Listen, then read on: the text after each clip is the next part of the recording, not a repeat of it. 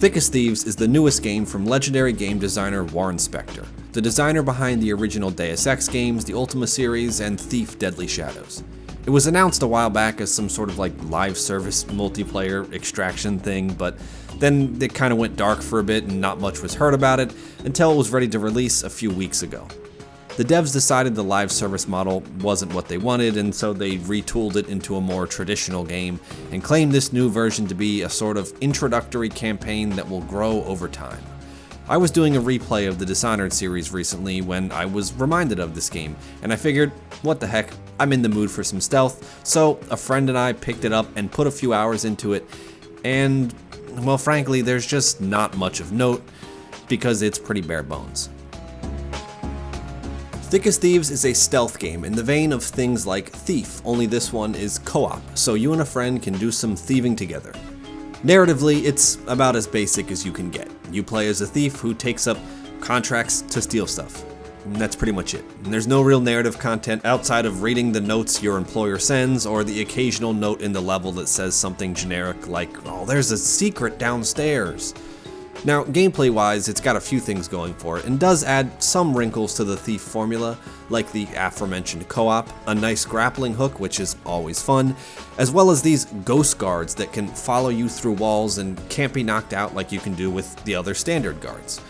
There's also a mission timer, which makes the final moments a little interesting, as you have to make sure you have enough time to get all the loot and make it to the exfil point before the timer runs out. But aside from that, the game is just far too bare bones to feel like anything other than an entry-level pastiche of much better stealth games. I mean, it plays exactly as it looks. You stay in the shadows to avoid detection, crouch to make less noise, pick up generic loot, and leave the level. And then do it again. And again. And that's pretty much it. The fact that this was originally designed to be a live service game is immediately apparent in the wonky structure, with all of your progression tied to an ever-growing XP bar, a list of uninspired unlocks that take several runs to achieve, and the missions all taking place in the same 2 maps, just with slightly different objectives each time. The maps are also fairly sparse, with plenty of empty space, bland exteriors, and pretty basic interiors, which definitely makes me feel like whatever original live service idea they had was supposed to have a bunch of players in the same game, and that would make sense as to why the levels feel so wide open so that rival groups of players could fill out that space. But without that, the levels are just not that interesting to me. And, you know, it certainly doesn't help that I was just playing Dishonored, where the levels are about as dense as can be. To me, the 2 Thick as Thieves maps just feel artificial, and there's absolutely nothing to do in the area surrounding the central region, just empty rooms or doors you can't open with nothing to pick up or interact with. So it makes the whole thing feel like a facade and certainly not like any connected world. Or, in other words, it still feels like a multiplayer map instead of an engaging level that I want to get immersed in. Another leftover live service element is the fact that you can leave visible footprints everywhere you walk. Now, if the game had multiple teams, I actually think this is a fun way to kind of track rival players and whatnot, but without that, I mean, it's just footprints that you see.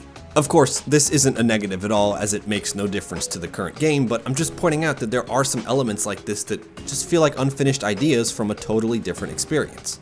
Now, to be clear, I definitely think pivoting away from that previous model makes sense, as I don't think a live service stealth game would be very popular. In fact, the only other one I could think of is already dead, but the current version just can't escape the feeling of being a half-baked Thief clone with some weird residual design choices.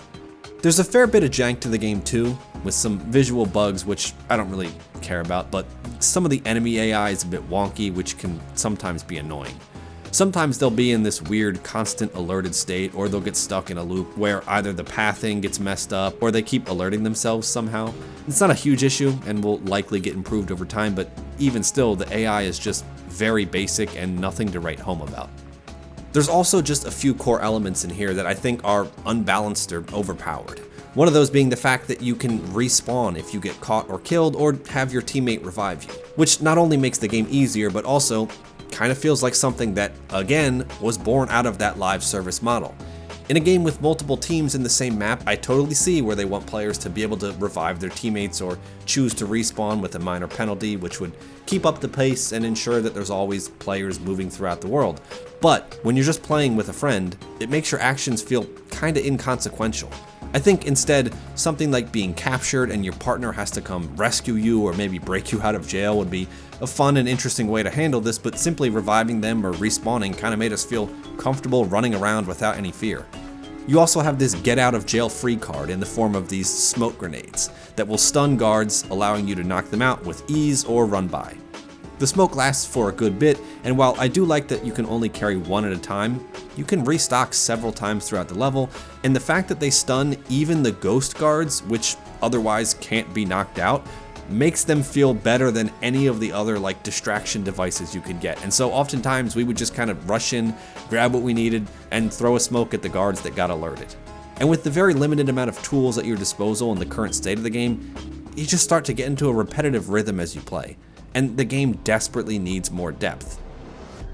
Now, there is a second character you can unlock, and the ability to disguise yourself as a guard is kind of fun, but I think it also makes the whole run around until you need to throw a smoke thing even easier. The extraction elements are also a little wonky and need to be fine-tuned in further updates. So, like, the game basically has missions and then contracts. The contracts are the set objectives for progression in the quote-unquote story, and the missions are like simple, randomized objectives that are different each time. You are supposed to complete both, but as soon as you collect the necessary things to complete the mission, the exfil window automatically opens, giving you only 8 minutes to escape or fail. The problem is that you can be nowhere near completing the contract, and yet the timer will start counting down from 8 minutes, meaning you can unintentionally screw yourself out of a lot of time, and the game doesn't make this clear at all. The first time it happened, my friend and I thought, oh damn, I guess we just took too long, time to go, we'll do the contract later. But then after it happened again, we realized what was really going on, and so we scrambled to do the contract, but we just weren't able to get it in time. This didn't exactly make us super eager to go and redo the same thing again, especially when all the other aforementioned issues of the game exist. Now, it is worth noting that there is a higher difficulty that you can unlock, which adds more guards and spotlights and definitely makes the overpowered abilities not as overpowered. But you have to complete 4 contracts to unlock this, which will take multiple hours and even longer if you accidentally finish the mission before the contract like we did a few times. So by the time hour 4 or so rolled in and I was finally able to access this mode, I kind of just didn't have any interest in it. The levels are pretty bland, the contracts and missions are super generic, and with no sort of narrative context, gameplay variety, or map variety, I simply don't really care to do the same missions over and over again on a harder mode. Which is kinda how I feel about the game as a whole. After a few hours, I just don't care to do the same things over and over again. For stealth or immersive sim fans, there's probably a little fun to be had here, but in the current state, there's simply no mechanical depth, and the world is a pretty bland facade. So without any narrative context, I just didn't feel like there was anything worth returning to after I'd done a few runs. Like I said at the start, the devs said they want this to serve as an introductory campaign, and they're gonna add more stuff later on, but I mean, it's going to take a lot of additions and quality of life changes before this turns into anything of note. So I can't really imagine this thing taking shape until at minimum 6 months from now.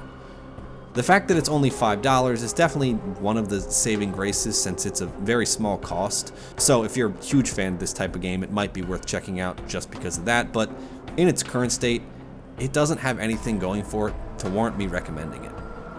Alright guys, thanks for watching. Let me know what you think in the comments down below if you gave this game a shot or if this is your first time hearing about it.